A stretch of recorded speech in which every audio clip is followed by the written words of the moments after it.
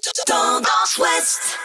Catherine Gentil, maire adjointe en charge de la culture. Bonjour. Bonjour. Alors, cette biennale est consacrée cette année à Winsor McCay, le père de la BD américaine. Mais on ne parle pas que de BD dans cette biennale. Expliquez-nous un petit peu qui il est, ce Winsor McCay. Oui, Winsor McCay, c'est quelqu'un d'extrêmement important dans la bande dessinée puisque les spécialistes considèrent que c'est l'un des inventeurs de la bande dessinée contemporaine, américain, d'origine écossaise, qui dès le plus jeune âge a dessiné. Il a passé son temps à cela.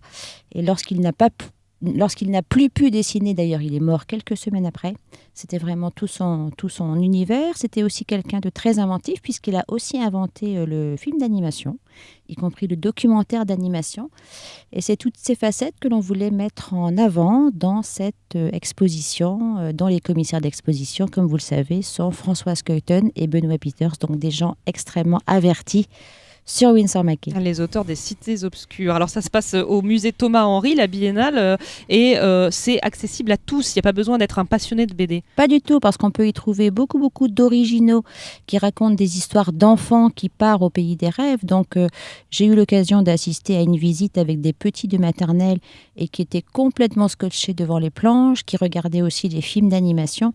Donc je pense que c'est vraiment une biennale, même si elle parle de patrimoine de bande dessinée, qui s'adresse au plus grand nombre. Il y a notamment Gertie, le petit dinosaure. Le petit dinosaure, c'est un ça. dessin animé de Winsor McCay qui a notamment inspiré Walt Disney d'ailleurs. Absolument, Walt Disney s'est tout à fait inspiré de cela. Vous allez faire on visite, tout le monde peut venir visiter cette biennale, et c'est aussi l'occasion pour Cherbourg de rayonner finalement dans le monde de la BD. C'est un événement qui pèse.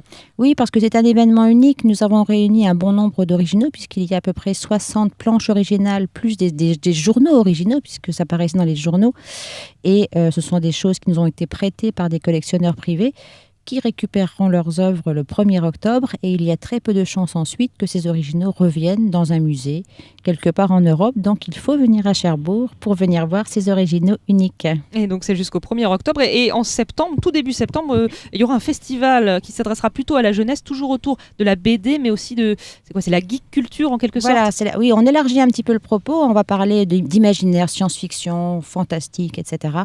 à travers toutes sortes d'expressions artistiques, de la bande dessinée, de la littérature, des cosplays, des sérigraphies originales, de la réalité augmentée, des jeux vidéo, enfin tout ce qui intéresse aussi les jeunes, mais pas que les jeunes non plus, dans un grand festival qui se déploiera sur tout le Khazar. Et ce sera aussi l'occasion pour certains d'aller jeter un œil sur McCay qui sera toujours là.